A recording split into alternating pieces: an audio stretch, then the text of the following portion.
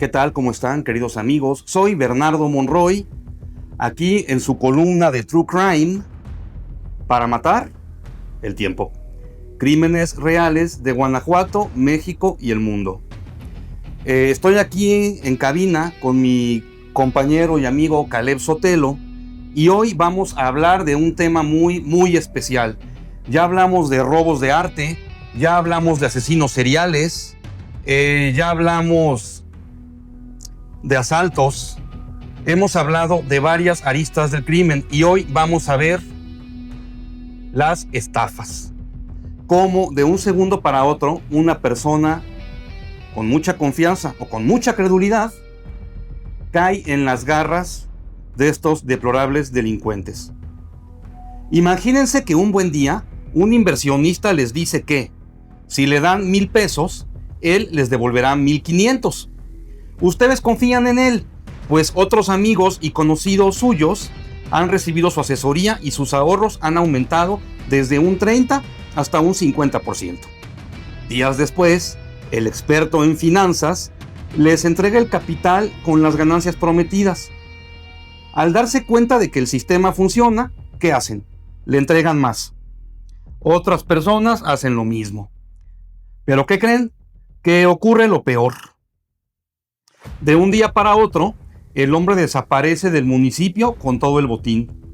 Al pasar los días, descubren que nunca invirtió ni un solo centavo, sino que simplemente le pagó con otros fondos a otros y a los demás con los suyos.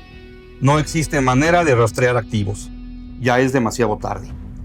Mientras las víctimas de este ladrón rumian su miseria, él ya está tomándose una piña colada en alguna playa de Nayarit.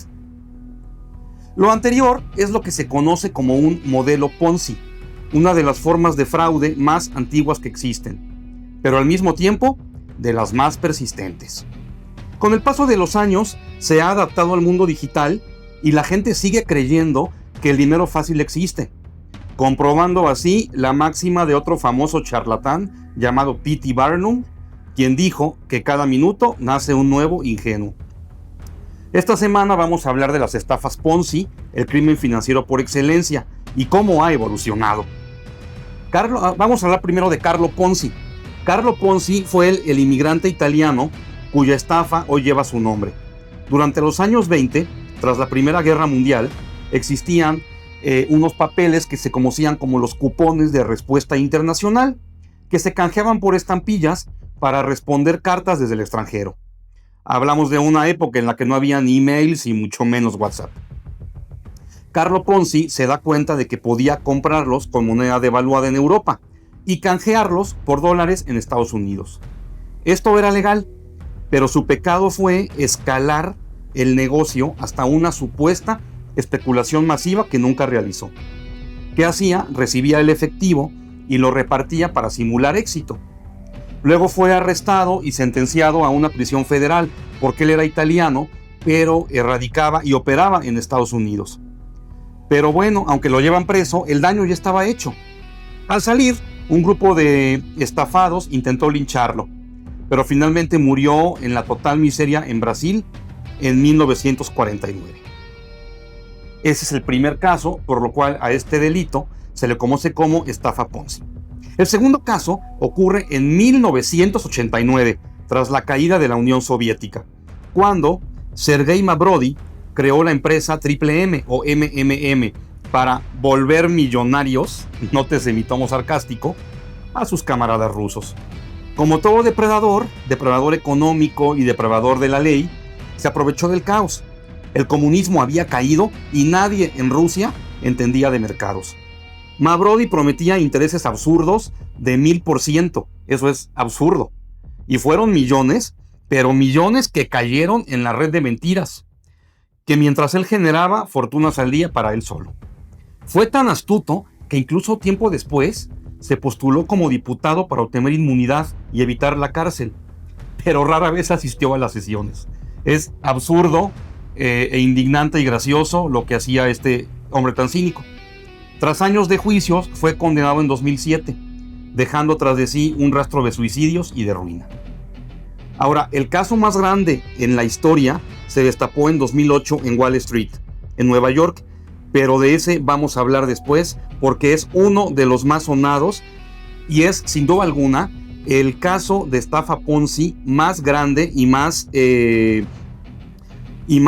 famoso y más sonado de la historia.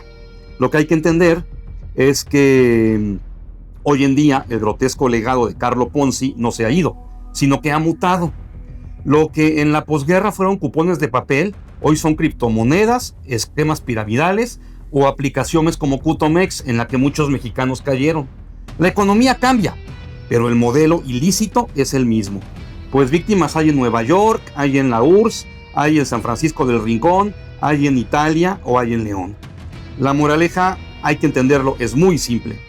El dinero fácil no existe y siempre es sano desconfiar de los milagros financieros. O como advierte el personaje de Polonio en Hamlet de William Shakespeare, no prestes ni tomes prestado, pues quien lo hace pierde al dinero y al amigo. Y bueno, antes de continuar, queríamos platicarles de otra de esta gran estafa Ponzi, que fue la de mi tocayo, que la verdad, queridos amigos, aquí mi querido compañero y colega en cabina, Caleb, se está burlando porque este estafador se llamaba Bernard Madoff, era mi tocayo. Vergüenza me da que se llame Bernardo. Esta es la historia verídica de Bernard Lawrence Madoff. Durante años fue conocido como un auténtico genio de las inversiones, que con su talento nato sabía duplicar y hasta triplicar el dinero de sus clientes, entre quienes se encontraban el director Steven Spielberg, el actor Kevin Bacon y el Nobel de la Paz Elie Wiesel, que estuvo en un campo de concentración.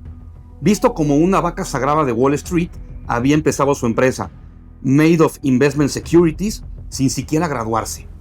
Tenía su oficina en el lujoso Lipstick Building de Manhattan, un yate y no uno, sino 2 aviones privados. Cuando iba al Country Club de Nueva York, trabajadores y miembros lo miraban con admiración, respeto y envidia. Donaba mucho dinero a la caridad y pagaba la luna de miel de sus empleados. Apoyaba de forma incondicional a sus familiares y amigos. Lo llamaban afectuosamente Bernie. Parecía el ser humano perfecto. Y digo parecía, porque absolutamente todo era una farsa. Detrás de aquella reputación intachable se encontraba el más grande delincuente de cuello blanco que ha existido en lo que va del siglo XXI.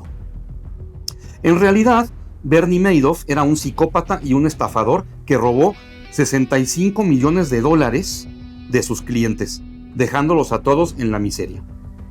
Desde pequeño, Madoff era muy astuto. Ofrecía centavos a otros niños para que jugaran con él, consciente de que el dinero mueve a las personas.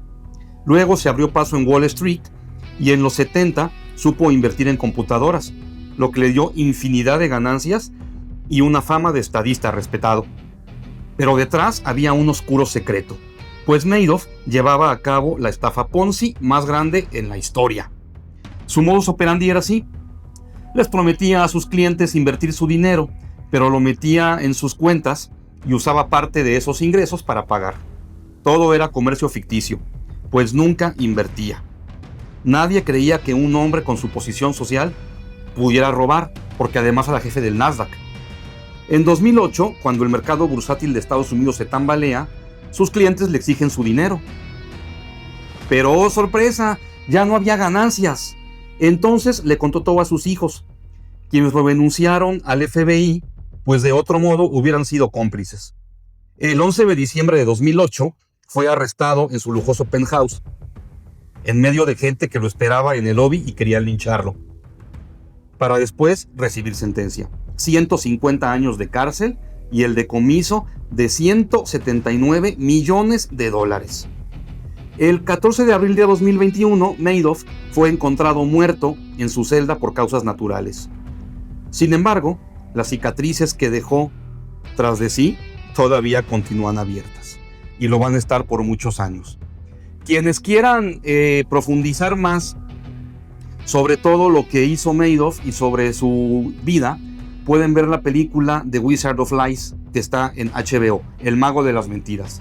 Es realmente excelente, con un gran actor que no le voy a decir quién es, pero es un actor veterano, brillante, que actúa tan bien que ni siquiera aparece en otro de sus papeles, parece realmente Bernie Madoff, pero bueno, los dejo con esta recomendación cinematográfica, aunque para cine está también mi compañero Caleb. Ahora hablemos de lo peor, de las víctimas. Madoff hizo un daño incalculable. Hubo personas que se suicidaron al darse cuenta que estaban en la miseria, y señores de más de 60 años que tuvieron que trabajar como empacadores en tiendas de supermercados para sobrevivir, pues sus fondos para el retiro se habían esfumado. Aunque hubo apoyos gubernamentales, ninguno fue suficiente, pues con la incontable cantidad de personas estafadas, era imposible compensar a todos. La esposa de Bernie, Ruth, vive hasta el día de hoy con 2 valijas y viaja en coche por todo Estados Unidos, como una nómada. En junio de 2012, Peter Madoff, su hermano, decidió renunciar a todas sus propiedades y cederlas al gobierno, para compensar, aunque fuera un poco, el daño, y tratar de limpiar su apellido. Andrew, el hijo mayor del criminal, murió de cáncer a los 48 años, y él mismo declaró que fue debido al estrés. Mientras que el menor, Mark, se suicidó el 11 de diciembre de 2010 colgándose como una correa de perro. En ese entonces se cumplía el 2º aniversario del arresto de su padre. Como bien dijo Harry Markopoulos, investigador de fraudes financieros y contabilidad forense, que descubrió evidencia que sugería que el negocio de Bernie era ilícito, él dice esto: un delito de cuello blanco es diferente al no violento. El primero deja cadáveres después de la investigación y el segundo antes. Como ya les comentamos, si existe un consejo o si existe una moraleja de la columna de esta semana, es que si un negocio es demasiado bueno y rápido para ser verdad, es porque no es verdad. Muchas gracias por todo. Soy Bernardo Monroy, aquí con mi compañero en cabina Caleb Sotelo, y este es su podcast de Crímenes para matar el tiempo.